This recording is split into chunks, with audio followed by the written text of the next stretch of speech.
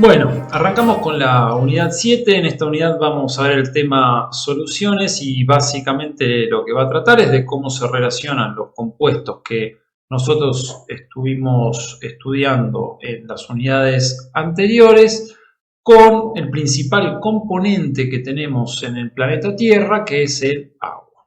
Bueno, entonces lo que nosotros vamos a tener como primer concepto a estudiar es lo que se define o se llama electrolito. ¿Sí? Electrolito va a ser toda sustancia que en solución acuosa se va a disociar en partículas cargadas, ¿sí? En iones. Esto quiere decir que su estructura, que se disocia, que se rompe, que se separa, y esas partículas que se separan van a ser partículas con carga, ¿sí? Van a ser iones, o sea, cationes o aniones, como habíamos visto anteriormente. En esta primer filmina lo que van a poder ver acá es, por ejemplo, si ustedes tienen un cristal de cloruro de sodio, ¿sí? Un granito de la sal de mesa, cómo se da acá el proceso de disociación, ¿sí? Que se llama solvatación en este caso. Entonces, ustedes van a tener el anión, ¿sí? En este caso el anión cloruro, rodeado por las moléculas de agua. Lo mismo le va a pasar al catión sodio, donde lo van a tener rodeado por las moléculas de agua, ¿sí? Recuerden que todo lo que nosotros ya veníamos viendo anteriormente se sigue aplicando, obviamente, y el tema del agua como compuesto polar y estos dos compuestos con carga, ¿sí? Partículas cargadas, iones. Además del cloruro de sodio, que lo nombramos siempre y para salir un poco de los mismos ejemplos, vamos a tener partículas cargadas como el potasio, el calcio, el cloruro y el fosfato. Distintos tipos de iones. Algunos monoatómicos y otros poliatómicos, como el fosfato. Dentro entonces de lo que nosotros vamos a denominar electrolitos, tenemos tres grupos principales de sustancias que se comportan como electrolitos. Y esos van a ser los ácidos, las bases y las sales. Entonces vamos a empezar hablando de lo que son los ácidos. Los ácidos van a ser sustancias, según la definición de Arrhenius, ¿sí? Que es la que nosotros vamos a trabajar acá en la materia, lo van a tener como sustancias que liberan en solución acuosa protones al medio. Para que quede un poco claro, nosotros cuando hablemos de protones, ¿sí? Acá les dice iones hidrógeno, ¿sí? O sea que un ion hidrógeno es esto, que como es un ion positivo, esto también lo podríamos llamar catión hidrógeno. ¿Por qué al catión hidrógeno también se lo conoce como protón? Fíjense que nosotros habíamos visto que el hidrógeno está en el grupo 1, periodo 1, por lo tanto, esto quiere decir que en el núcleo va a tener un protón, no va a tener neutrón, en el núcleo solo tiene un protón y como es eléctricamente neutro, en su único nivel de energía, perteneciente al periodo 1, va a tener un electrón. Por lo tanto, si este hidrógeno tiene que tener carga positiva, ¿de qué manera va a lograr esa carga positiva? Bueno, perdiendo este electrón. ¿Sí? Antes de perderlo tenía carga positiva y carga negativa, por lo tanto la carga neta era 0. Ahora que pierde un electrón, va a quedar con carga positiva. Entonces, al quedar con carga positiva, en definitiva el hidrógeno ahora va a estar compuesto solo por un protón. Esa es la razón por qué al hidrógeno con una carga positiva se lo conoce como protón. Aclarado esto, cuando me escuchen decir ion hidrógeno, catión hidrógeno o protón, significa todo lo mismo, ¿sí? A veces dependiendo uso uno o el otro, pero es lo mismo. Les pongo dos ácidos de ejemplo para que puedan ver a qué es lo que se refiere esta definición de Arrhenius de ácido. Por ejemplo, es el ácido clorhídrico y acá tienen el ácido acético. Fíjense que el ácido acético cuando se disocia, ¿sí? Acá estamos representando mediante una ecuación química la disociación del ácido clorhídrico. Lo va a hacer en hidrógeno y lo va a hacer en anión cloruro. Por lo tanto, como Arrhenius lo que definía es que los ácidos son las sustancias que liberan iones hidrógeno positivo, bueno, acá tendríamos un ácido según Arrhenius. Y en el ácido acético lo mismo, se disocia, ¿sí? Este último hidrógeno se separa, digamos, de la estructura del ácido acético y se libera al medio. Por lo tanto, como libera protones, es un ácido de Arrhenius. Solo a modo de explicación y para que sepan que, digamos, no es la única definición de ácido que hay, nosotros vamos a trabajar con esa que, digamos, es la definición, es una definición incompleta, la menos abarcativa, pero también van a tener, o sea, también van a poder definir a los ácidos según la teoría de Bronsted y Lowry y según la teoría de Lewis. ¿Sí? Digamos, a medida que van avanzando en las teorías estas, van haciendo más grande la definición y más abarcativa. ¿Sí? O sea, digamos que la mejor teoría o la más abarcativa es la de Lewis. ¿Sí? Pero bueno, es un poco más compleja para que la entiendan con los conceptos que manejan hasta ahora. La de Bronsted y Lowry es, digamos, un poquito más cercana a la de Arrhenius, pero nosotros vamos a quedarnos con la definición de Arrhenius, que para entender el concepto que queremos que se lleven de la materia está bien. Otra clasificación, digamos, de lo que son las sustancias ácidas, ¿sí? O los ácidos, como se los conoce, es que pueden clasificarse en ácidos fuertes y en ácidos débiles. Y esto tiene que ver con el tema de la disociación. Cuando están disueltos en agua, ¿cuántos se disocian? Es decir, de sus moléculas, ¿cuántas se separan o en qué proporción se separan? ¿Sí? Entonces, eso es lo que hace que tengamos ácidos fuertes y ácidos débiles.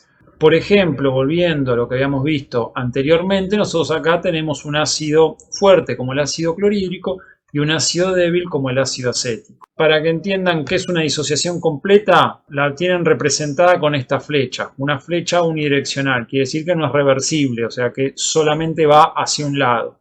¿Y qué termina pasando en esto? Es que una vez que se da esta reacción de disociación, yo en la solución no tengo más presente esta especie. O sea, el ácido clorhídrico como tal no existe, sino que queda 100% y completamente disociado en cloruro e hidrógeno.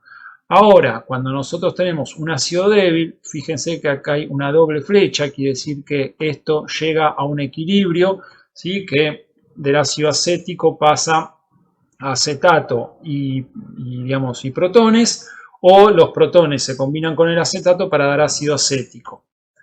Todo eso tiene que ver con las cuestiones de las constantes de equilibrio, cosa que no vamos a ver, pero lo que les tiene que quedar como concepto es que cuando el ácido es débil, esto sigue existiendo, ¿sí? O sea, el ácido acético como tal existe en la solución, esta solución acuosa donde se disocian los ácidos. Por lo tanto, eso es un ácido débil, no se disocia completamente. Acá lo que tienen es una serie de características generales de los ácidos que vamos a ir viendo a lo largo de esta clase, que principalmente van a tener que son conductores de la electricidad, ¿sí? Como están formados una vez que este ácido está disuelto, se disocia en el agua, se separa en partículas cargadas, entonces tiene la capacidad de poder conducir la electricidad, ¿sí? Como pasaba de manera similar con los electrones que tenían libertad de movimiento en los metales. Bueno, acá lo que van a tener son estas partículas cargadas, libertad de movimiento en el agua, ¿sí? En esta solución que se forma. Bueno, cuando reaccionan con una base, que vamos a ver lo que es una base, dan agua y una sal, ¿sí? La sal del ácido. Son corrosivos los ácidos fuertes, o sea, pueden lastimar y, digamos, producir quemaduras y lastimar el tejido. Son solubles en agua, justamente por eso los estamos analizando. Y el pH va a ser inferior a 7, ¿sí? Que esto también lo vamos a seguir trabajando más adelante. Lo que tienen acá es una serie de ejemplos de lo que son los ácidos, ¿sí? O sea, ejemplos de ácidos en general y la utilización que tienen en la industria o cotidianamente. les dejo la filmina para que lo puedan leer. Bueno, dentro de los grupos que habíamos nombrado como electrolitos también tenemos las bases y según la definición de Arrhenius vamos a considerar que es una base a toda sustancia que en solución acuosa es capaz de liberar hidroxilos, que los hidroxilos vendría a ser esta especie, formada por oxígeno e hidrógeno con una carga negativa. Por ejemplo, vamos a tener el hidróxido de sodio, ¿sí? Que lo vamos a considerar una base. Fíjense que cuando se disocia me queda sodio y el oxidrilo, que es lo que nos marca Arrhenius. Y en este caso lo que tenemos es una base débil, donde también se libera oxidrilos, pero en este caso lo que tenemos no es el mismo mecanismo, sino que esto lo tendríamos que explicar con la teoría de Lewis. Digamos que no hay muchos ejemplos donde tengamos una base débil que responda a la definición de Arrhenius, ¿sí? Sino que a la definición de Arrhenius lo que vamos a tener son bases fuertes como el hidróxido de sodio. Ahora, las bases débiles se van a explicar con la teoría de Lewis, ¿sí? Por si no lo dije antes, digamos, esta base se conoce como amoníaco y lo que me va a dar es el ion amonio y el anión oxidrilo. Otra aclaración que les tengo que hacer es que puede que use indistintamente hidroxilo u oxidrilo, ¿sí? Me estoy refiriendo a lo mismo. Es la unión del oxígeno con el hidrógeno y todo, digamos, esto va a tener una carga negativa. Bueno, al igual que en los ácidos, vamos a tener bases fuertes y bases débiles, como les nombré anteriormente, al hidróxido de sodio y al amoníaco. Y la característica va a ser la misma, así que las bases fuertes se disocian completamente y las bases débiles, la disociación es parcial, ¿sí? Quedando un resto de lo que sería el compuesto original sin disociar. Dentro de las características de las bases vamos a tener que tienen un tacto untuoso, ¿sí? Son como resbalosas cuando están en solución, no reaccionan al contacto con los metales, son conductores de la corriente eléctrica, también eso sí lo comparten con lo que serían los ácidos. Cuando se combinan con ácidos forman agua y una sal, amargos al gusto, igual se recomienda no estar probándolos. Van a tener un pH que va a estar entre 7 y 14, más adelante vamos a ver esta escala, a qué se refiere. Y bueno, no todas las bases son solubles, algunas son insolubles. Acá lo que tienen distintos ejemplos de bases. Fíjense que en su mayoría todas las bases, en su mayoría no, todas las bases que ustedes tienen listadas acá son bases que responden a la definición de Arrhenius, que son definitivamente con las que nosotros vamos a trabajar acá. Todas tienen el anión oxidrilo, que es el que se disocia cuando están en solución acuosa. Por lo tanto, todas estas que están viendo acá son bases fuertes. Por último, dentro de lo que nosotros consideramos electrolitos, están las sales, que también cuando se disocian en agua van a separarse en sus componentes y estos componentes van a ser iones cargados. Por ejemplo, nosotros vamos a tener lo que son las sales binarias neutras, ¿sí? Binarias porque están formadas por dos componentes, como en el caso del cloruro de sodio, que seguimos trabajando con lo mismo.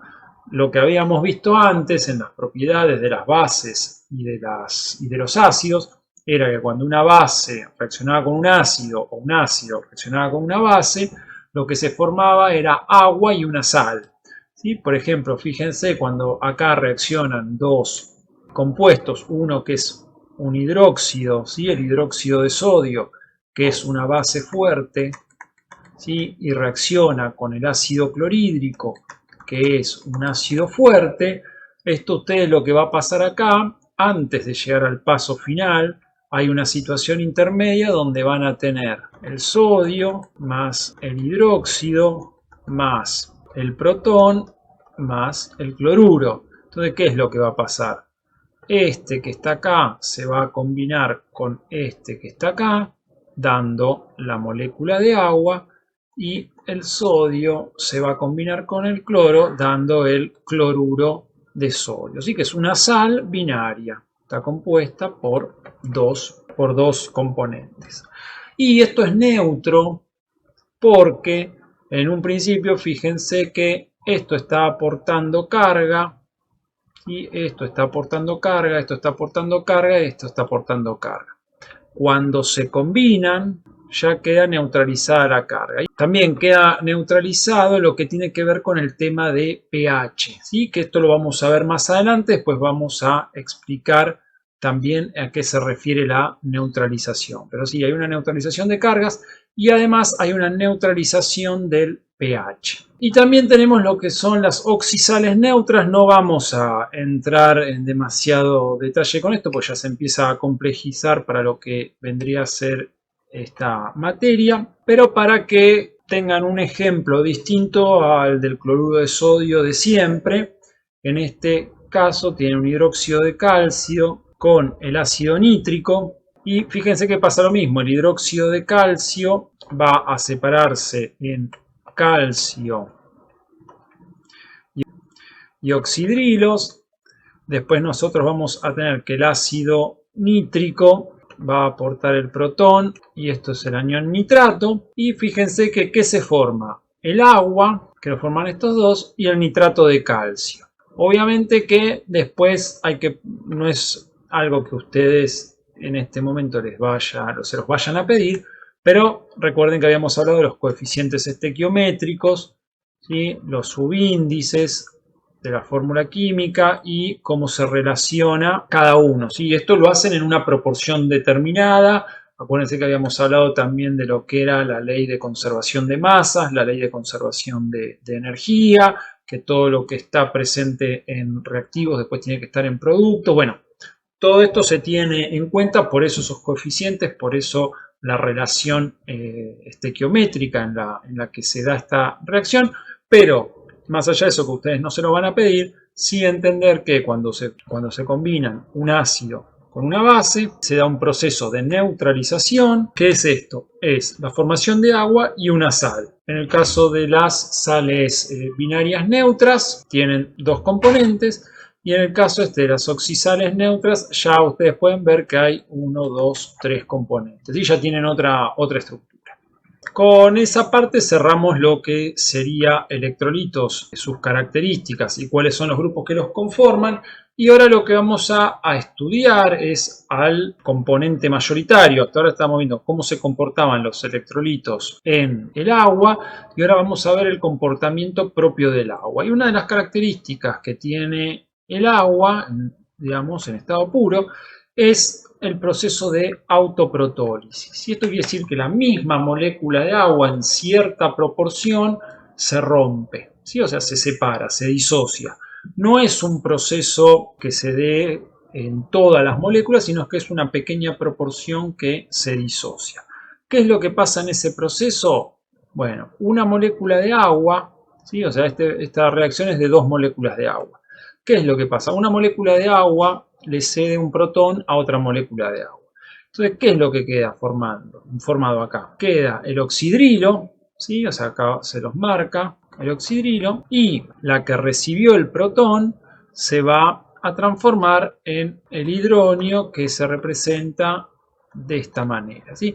Muchas veces se habla lo mismo de hidronio y el hidronio también lo pueden tomar como el protón. Digamos, molecularmente es más representativo pero, o sea, el hidronio, pero pueden también tener lo pueden tomar como el protón, ¿sí?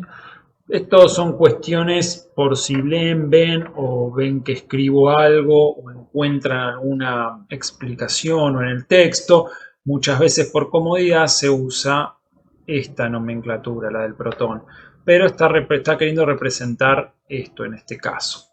Acá les dice que el agua es una sustancia anfótera, ¿sí? O sea, anfótera lo que significa es que puede actuar tanto como base y como ácido, ¿sí? O sea, fíjense que si yo miro la reacción hacia este lado, veo que esta molécula de agua recibe un protón de otra molécula de agua. Si lo miro de este lado, puedo ver que este hidronio puede pasarle ese protón al oxidrilo y recomponer las moléculas de agua, ¿sí? O sea que al agua se la considera una sustancia anfótera porque tiene digamos, las dos propiedades, las dos características, de actuar como base o de actuar como ácido. Fíjense también que la disociación del agua es un proceso reversible. ¿Sí? O sea, hay una proporción de las moléculas de agua que pasa a estar ionizada y luego vuelve a formar la molécula de agua. O sea que va y viene, hay un equilibrio. Por lo tanto, como hay un equilibrio y estos son los productos y estos son los reactivos, lo que se calcula es la constante de equilibrio. ¿Sí? La constante de equilibrio es esta y en definitiva es los productos sobre los reactivos. Los productos, ¿quiénes son? El oxidrilo y el hidronio, que acá los ven representados, y cuáles vendrían a ser los reactivos. El agua, ¿sí? El agua al cuadrado, que tienen agua por agua. Esto no es para que se compliquen, es para que sepan de dónde vienen los conceptos con los que vamos a trabajar, ¿sí? O sea, se los explico rápidamente y sencillamente como para que tengan idea de dónde viene. Entonces, como el agua está en mucha proporción, o sea, estas dos especies, ¿sí? Lo que son los oxidrilos y los hidronios, se generan en muy poca cantidad. Ahora vamos a ver en qué cantidad. Como se generan en muy poca cantidad, esto es muchísimo más grande, ¿sí? Hay muchísimas más moléculas de agua de esta manera que en las otras dos especies.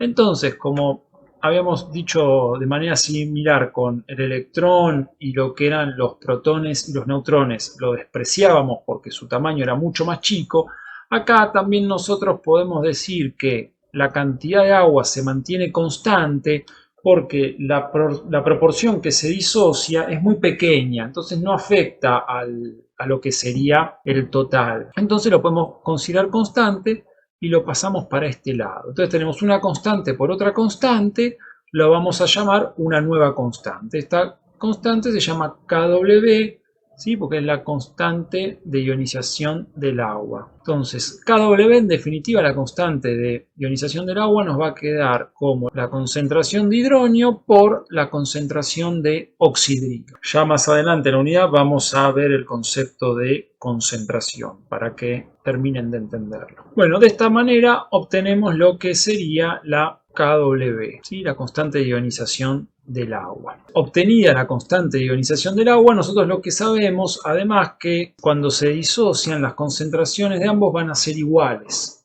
¿Sí? O sea que KW va a ser, como habíamos dicho, igual a la multiplicación de la concentración de hidronio y la concentración de oxidrilos. O sea que en definitiva lo podríamos representar como la cantidad de hidronios al cuadrado. ¿Por qué?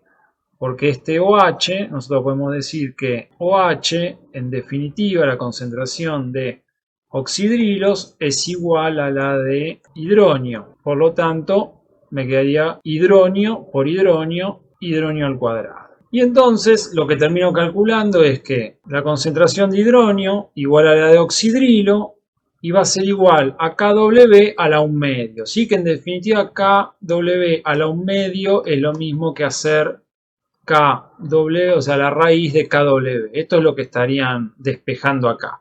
Cuando hacen eso, KW, el valor de KW es de 1 por 10 a la menos 14. ¿Sí? Cuando ustedes hacen 1 por 10 a la menos 14 a la 1 medio o la raíz de 1 por 10 a la menos 14, que es lo mismo, les va a dar este valor, 10,7 molar. O sea que en definitiva lo que nosotros tenemos que en el equilibrio vamos a tener que la concentración de hidronio es igual a la concentración de oxidrilos, ¿sí? o hidroxilos, y que a su vez esto va a tener un valor de 1 por 10 a la menos 7 molar. Por ahora me interesa que se queden con este valor. También que recuerden que KW, ¿sí? O sea, KW habíamos dicho que era igual a la concentración de hidronio por la concentración de oxidrilos, o sea que si cada uno vale lo mismo y el valor que tienen es 1 por 10 a la menos 7, esto me va a estar diciendo en definitiva que KW es igual a 1 por 10 a la menos 14 molar. Esto no es para complicarles la vida, sino que para que vean de dónde vienen estos valores para el tema que sigue. O sea, que entiendan que el agua se disocia, hay una porción del agua que se separa, se rompe, forma estos dos iones, el hidronio y el oxidrilo, y estos van a tener una determinada concentración. ¿Que de qué valor es? De 1 por 10 a la menos 7. ¿Sí? Ese es el valor, de 1 por 10 a la menos 7 molar. Ese es el valor que tienen de concentración cada uno, y a su vez los dos tienen la misma concentración. Por eso cuando yo calculo lo que es la constante de ionización del agua, que es el KW, ese KW vale 1 por 10 a la menos 14. ¿Sí? Surge de hacer 1 por 10 a la menos 7 por 1 por 10 a la menos 7. Esto para que les queden claros estos valores y de dónde salen. Todo esto para qué nos sirve, todo lo que vinimos viendo antes, que es un poco pesado, bueno, para poder hablar de lo que es el concepto de pH. El pH es una función matemática, o sea, pH podría ser P cualquier cosa. ¿Y qué significa hacer el P de algo? ¿Sí? O sea, pH en este caso es hacer el menos logaritmo de la concentración de protones. Muchas veces lo van a encontrar esto, como les decía, como el menos logaritmo de la concentración de protones. En este caso pueden usar cualquiera de los dos, para lo que están calculando sirve. Entonces, el menos logaritmo de la concentración de H. ¿Esto qué es lo que nos va a dar? Nosotros habíamos dicho que la concentración de protones en el equilibrio era 1 por 10 a la menos 7. Si yo hago el pH de 1 por 10 a la menos 7, esto sería el logaritmo de 1 por 10 a la menos 7. ¿Sí? O sea, los logaritmos en base 10 lo que van a hacer es que este menos 7 baje acá. O sea que esto me va a quedar, en definitiva, que el pH, acuérdense que es una P minúscula y una H grande, va a ser igual a menos 7. ¿Sí? Yo ya apliqué el logaritmo a 1 por 10 a la menos 7, me baja este exponente, me queda menos 7, en definitiva me va a quedar que el pH es igual a 7. Entonces, ¿qué quiere decir esto? Que cuando yo tengo una concentración de 1 por 10 a la menos 7 molar de protones, que es lo mismo que decir 1 por 10 a la menos 7 molar de hidronio, yo voy a tener un pH igual a 7. ¿Sí? Y esto es lo que nosotros, el pH 7, es lo que asociamos con el pH neutro. Es decir, cuando nosotros tenemos el agua en equilibrio sin ningún tipo de soluto disuelto, lo que vamos a tener nosotros es un pH de 7. ¿Eso por qué? Bueno, porque tenemos justamente la concentración de protones en el equilibrio, que es igual a 1 por 10 a la menos 7. ¿Y el pH qué es lo que mide o informa? Bueno, justamente trabaja con esa concentración de protones. Y que es este caso, cuando el pH es igual a 7 y consideramos la solución que estamos analizando neutra. Ahora, nosotros podemos tener, que ya algo habíamos visto, una solución ácida. Fíjense también, si encuentran la palabra solución o disolución, es lo mismo. ¿Sí? Estamos hablando de una solución. Que ya vamos a ver también la definición de disolución y solución. O puede ser básica.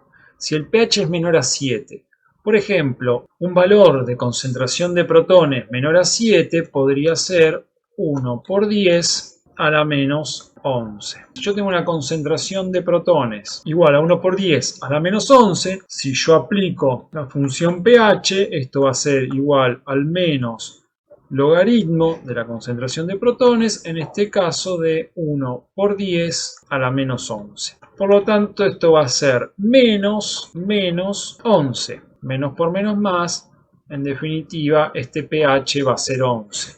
11 es un valor, ¿sí?, mayor a 7.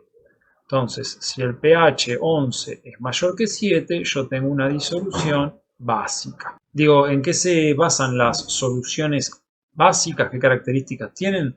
Tener una concentración de protones menor a 1 por 10 a la menos 7. ¿Sí? Eso va a ser, como vimos acá, valores de 1 por 10 a la menos 11, 1 por 10 a la menos 10, bueno, todos valores menores a 1 por 10 a la menos 7. Ahora, si nosotros tenemos una concentración de protones igual a 1 por 10 a la menos 3, en este caso, si yo aplico la función pH, se la voy a aplicar a 1 por 10 a la menos 3. Por lo tanto, esto me va a quedar menos 3. O sea que en definitiva esto va a ser 3. Por lo tanto, el valor 3 ¿sí? Va a ser menor que 7. Eso me está diciendo que lo que tengo es una solución ácida. ¿Sí? Las soluciones ácidas se caracterizan por tener una alta concentración de protones y además no solo tiene que ser alta, sino que mayor a 1 por 10 a la menos 7.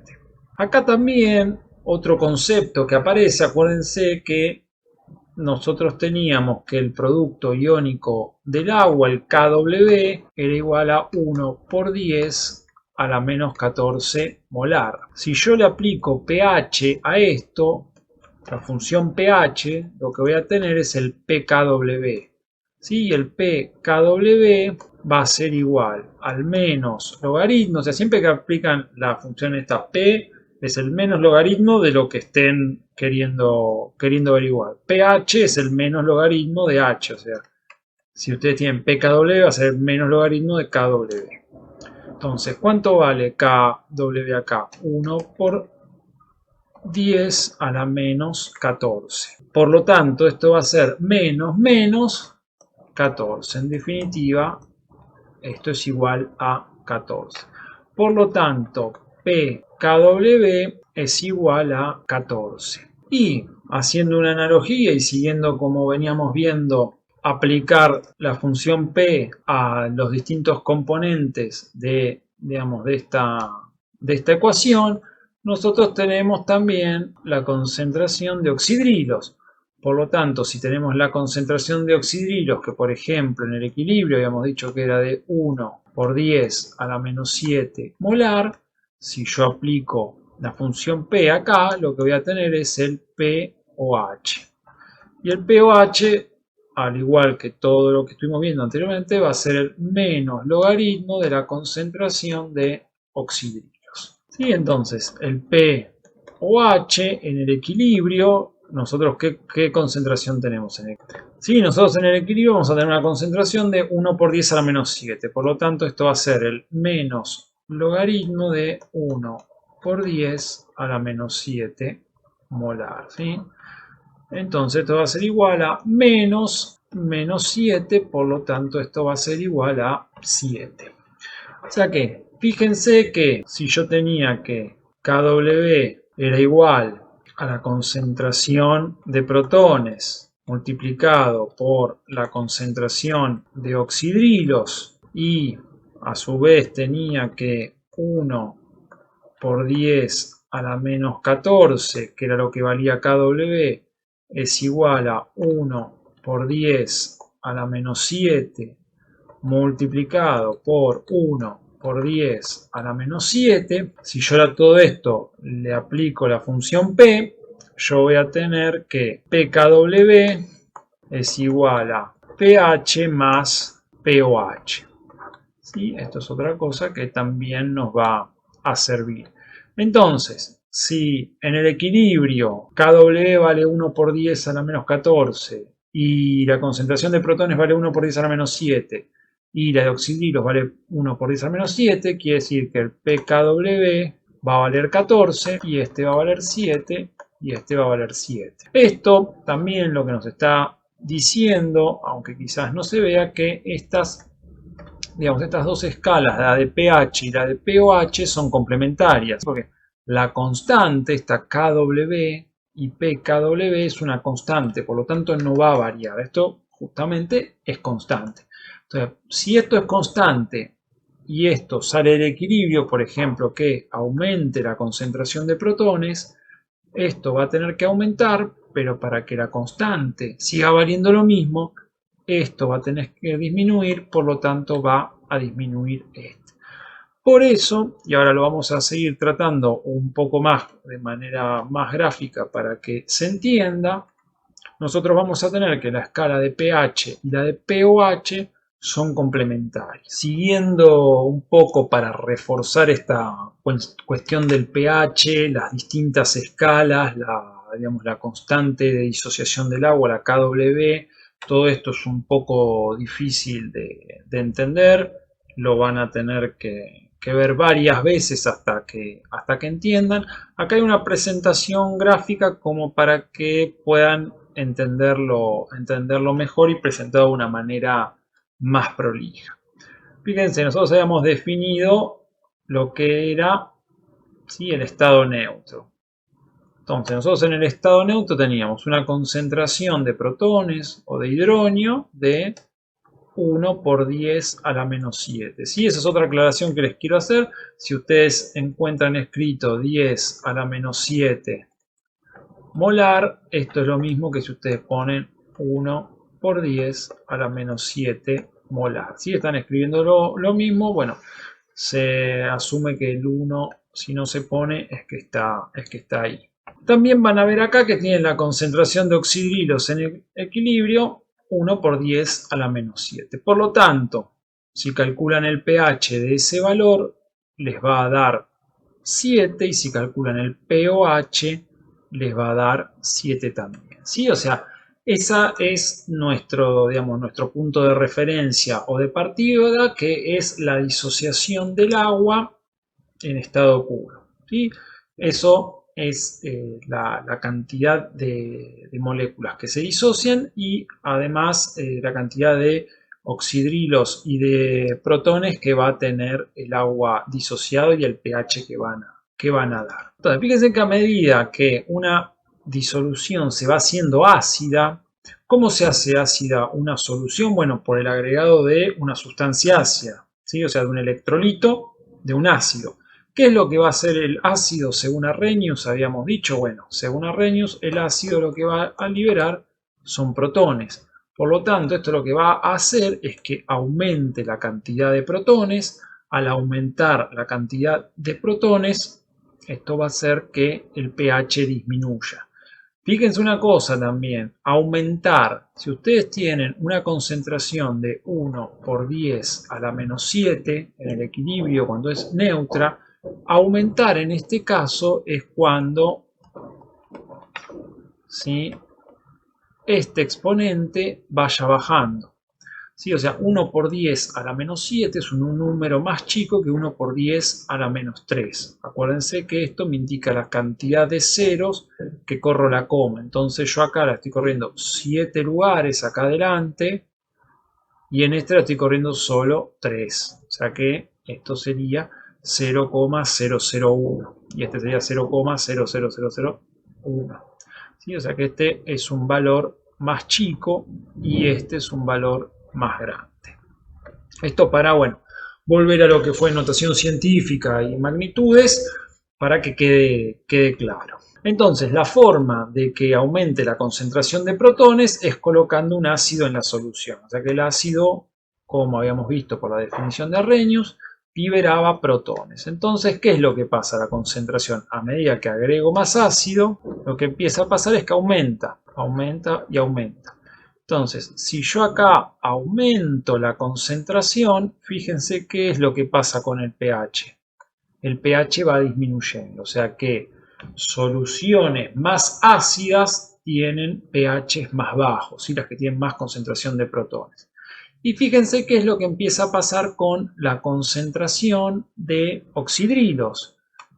En el equilibrio igual que la de protones, y a medida que la de protones aumenta, la de los oxidrilos cada vez va disminuyendo a la menos 8, a la menos 9, a la menos 10, a la menos 11, 12, hasta 14. ¿Sí? Por lo tanto, actúan de manera opuesta. Fíjense que en el equilibrio, cuando tienen la misma concentración, el pH y el pOH es igual. Pero si la concentración de protones aumenta, en este caso yo tengo un pH 4, el pH baja. Ahora, si aumentan los protones, disminuyen los oxidrilos, como en este caso, y si disminuyen los oxidrilos, el pOH aumenta. ¿Por qué la escala es de 14? Bueno, recuerden esto, de pH más pOH igual a 14. ¿Por qué era 14 esto? Porque bueno, esto es el pKw que venía de KW, que era 1 por 10 a la menos 14. ¿Sí? Cuando le aplican la función P, les da 1 por 10 a la menos 14, les da 14. Por eso la escala es de 0 a 14. Bien, lo mismo va a pasar, esto cuando analizamos este sector de la tabla, ¿sí? Que es lo que se conoce como el sector ácido, ¿sí? O los pHs ácidos. Ahora, si nosotros analizamos el otro sector de la tabla, es lo que vamos a ver como las soluciones básicas. Entonces, ¿de qué manera una solución se vuelve básica? Bueno, uno pensaría si se volvió ácida poniendo un ácido, podría ser retirando ese ácido. Bueno, también lo pueden lograr de manera más sencilla, que es agregando una base. Acuérdense que según la definición de Arrhenius, nosotros habíamos visto que una base lo que liberaban eran oxidrilos, justamente esto que es lo que yo estoy midiendo acá. Entonces, cuando ustedes agregan una base, ¿qué es lo que pasa? Al agregar una base, aumento la concentración de base, ¿sí? O sea, la concentración de oxidrilos. ¿Y qué pasa con la concentración de protones? Bueno, va bajando, baja, baja, baja, baja. Por lo tanto, ¿qué es lo que pasa? Bueno, si yo mido el pH, cada vez tengo menos protones cuando agrego una base. Entonces, acá tenemos que mientras yo agrego base, aumenta y la concentración de protones o de hidronio va disminuyendo. Por lo tanto, ¿qué es lo que pasa? A medida que la concentración de protones baja, el pH se va haciendo cada vez más grande. Y cuando la concentración de oxidrilos aumenta, el pOH se va haciendo más bajo. Esto acá, ¿qué es lo que tienen que ver? Primero, fíjense que pH más pOH siempre les va a dar 14. ¿Sí? Ustedes toman este valor con este valor, les va a dar 14. Si toman este valor con este valor, les va a dar 14. Esto quiere decir que las escalas son complementarias. Complementarias y siempre la suma del pH y el pOH en un determinado valor les va a dar 14. Acá, bueno, tienen representado, por ejemplo, si la concentración de protones o de hidronio es mayor a 1 por 10 a la menos 7, la concentración de oxidrilos va a tener que ser menor a 1 por 10 a la menos 7. Por lo tanto, ¿esto qué les dice? Que en este caso, si la concentración es mayor a 1 por 10 a la menos 7, el pH, en este caso, va a tener que ser menor a 7. ¿Sí? Acuérdense que funciona de manera inversa. Valores menores van a ser a la menos, digamos, valores mayores de protones va a ser a la menos 7, a la menos 6, a la menos 5, o sea que cuando calcule el pH van a dar pH 7, 6, 5. Y la concentración de oxidrilos en este caso va a tener que ser menor a 1 por 10 a la menos 7. Por lo tanto, en este caso, el pOH va a tener que ser mayor a 7. ¿Sí? O sea que si la concentración de protones es menor a 1 por 10 a la menos 7, quiere decir que va a ser a la menos 8, a la menos 9, a la menos 10, a la menos 11. Y entonces el pOH va a ser mayor a 7. Y en el otro caso que pueden tener, bueno, es que la concentración de oxidrilo sea mayor a 1 por 10 a la menos 7. ¿Sí? O sea, para que sea mayor, esto va a tener que ser a la menos 6, a la menos 5, a la menos 4, a la menos 3. Por lo tanto, si yo calculo el pOH, va a ser menor a 7. Y si me fijo acá, si la concentración de protones es menor a 1 por 10 a la menos 7, quiere decir que esto va a ser a la menos 8, a la menos 9, a la menos 10, a la menos 11. Por lo tanto, el pH ¿sí? va a ser mayor a 7. Estos son los dos casos, digamos, de la tabla. ¿Sí? Acá tienen la concentración de protones mayor a 1 por 10 a la menos 7, que esto lo que les está representando es la zona ácida, que la zona ácida es esta que ustedes tienen acá, mientras que esto que estamos viendo acá les está representando lo que vendría a ser la zona básica o también se la llama alcalina, ¿sí? Esto vendría a ser la zona básica, esta porción de acá arriba. Como resumen general, véanlo varias veces para terminar de entenderlo, porque no es tan sencillo. Nosotros tenemos que pH y pOH, ¿sí?, son complementarios. Cuando el pH aumenta, el pOH disminuye. La suma de ambos siempre tiene que darles 14. Lo mismo va a pasar con la concentración de protones y la concentración de oxidrilos. Cuando una sube, la otra baja y viceversa.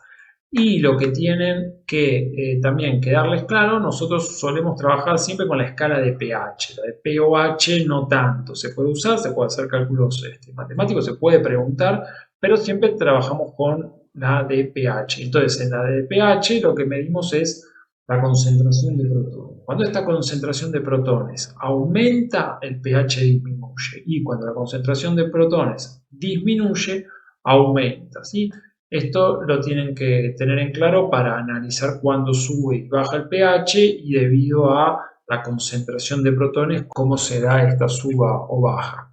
Bueno, y como concepto final, lo que vamos a ver de esta primer parte de la unidad es lo que se llama, digamos, soluciones buffer, ¿sí? Son soluciones buffer, amortiguadoras o tampón.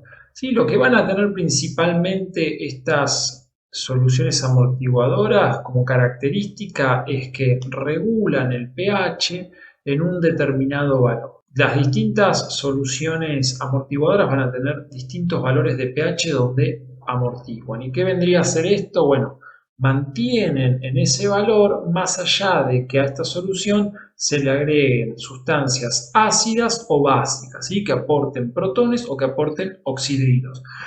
Si lo referimos a algo más cotidiano, lo que nosotros conocemos como amortiguador también es algo que mantiene en la posición al auto, ¿sí? O sea, lo que hace es salvar las irregularidades del terreno, ¿sí?, moviéndose y haciendo que el auto vaya siempre como en la misma posición, a la misma distancia del piso y a la misma altura, y el amortiguador absorbiendo esas variaciones del terreno. Fíjense que cuando un amortiguador está roto, ¿sí?, se mueve mucho más rápido, va rebotando y eso también se siente en el auto, ¿sí? Ahora, cuando el amortiguador anda bien, lo que hace es volver a la posición de equilibrio para dar un mejor andar y que el auto no se mueva, sino no rebote. Bueno, en las soluciones pasa algo similar. Los baches y las irregularidades vendría a ser el agregado de ácidos o bases, y esta solución amortiguadora lo que hace es contrarrestar eso y mantener el pH siempre en un mismo nivel. Obviamente que con ciertos límites, ¿no? Pero dentro de ciertas concentraciones lo mantiene fijo. Pongan pausa y lean lo que dice la filmina. Un poco para que entiendan el mecanismo, aunque no es algo que en esta materia directamente se les vaya a pedir explicar, pero lo explico como para que tengan una pequeña idea. La solución buffer, ¿sí?, las soluciones buffer van a estar formadas por un ácido débil, que nosotros habíamos visto lo que era la definición de ácido débil, combinado con una sal de ese ácido. O si no, pueden tener una solución buffer formada por una base débil y la sal de esa base débil. En este caso, ustedes tienen acá como ácido débil el ácido acético y acá lo que tienen es el acetato de sodio. Fíjense que el ácido acético, o sea, la diferencia que hay entre el ácido acético y el acetato de sodio es que la porción esta del protón fue reemplazada por este sodio formando la sal. Entonces, acá tienen el ácido débil y la sal. Y en este caso tienen lo que sería la base débil, el amoníaco, y en este caso el cloruro de amonio, que vendría a ser la sal, ¿sí? O sea, la sal cloruro de amonio es la sal del ácido débil amoníaco. No es para que se asusten, es para nombrarles cómo está formado el buffer. Entonces, ustedes con este ejemplo lo tienen representado acá, ¿sí? El ácido acético en solución acuosa, este acuoso en solución acuosa, combinado con el agua en estado líquido, va a formar acetato y protones, ¿sí? O hidronio. Por eso es un ácido. Esto es lo que aporta la sal. Fíjense que es el acetato de sodio. Acá no aparece el sodio, digamos, se lo saca, pero este es el ion acetato. O sea que esto es lo que aporta la sal del ácido débil y este es el ácido débil.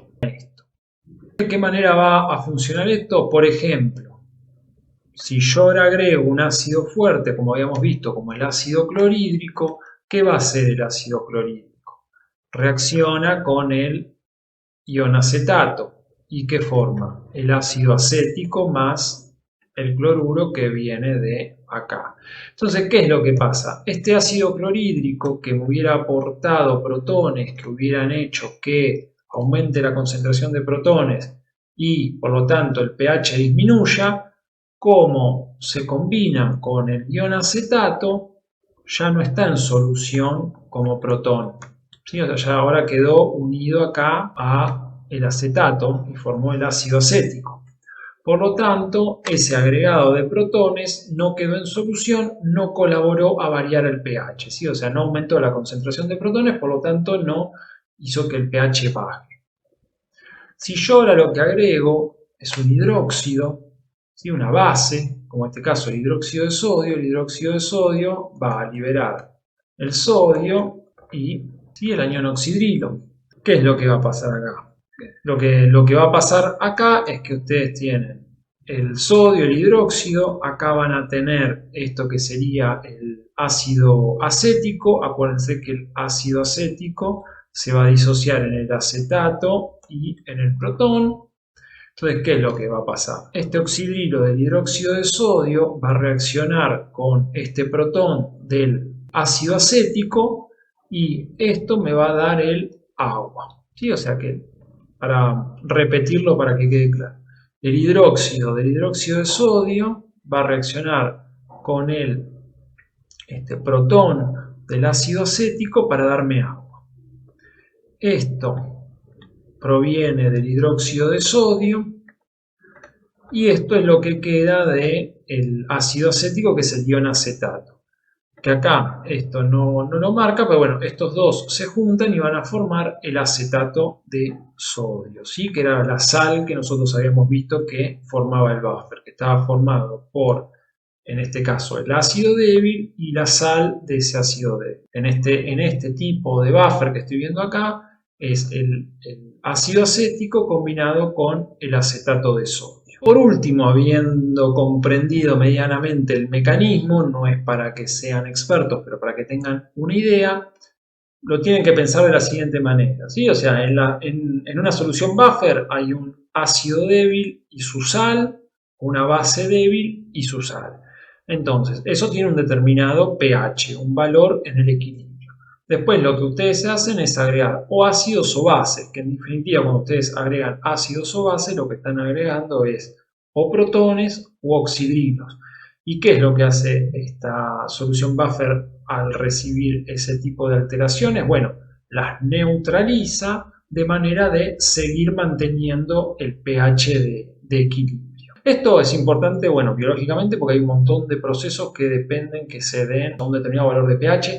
Hay procesos enzimáticos, sobre todo, que se dan a un determinado pH.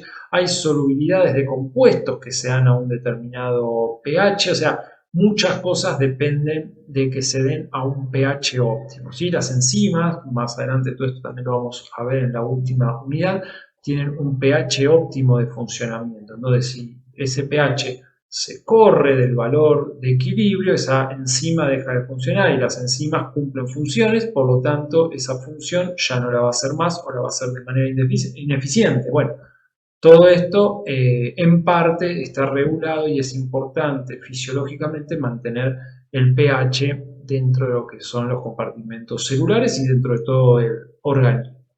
Uno en particular de los buffers muy importante de lo que vendría a ser el líquido extracelular es el buffer bicarbonato. ¿sí?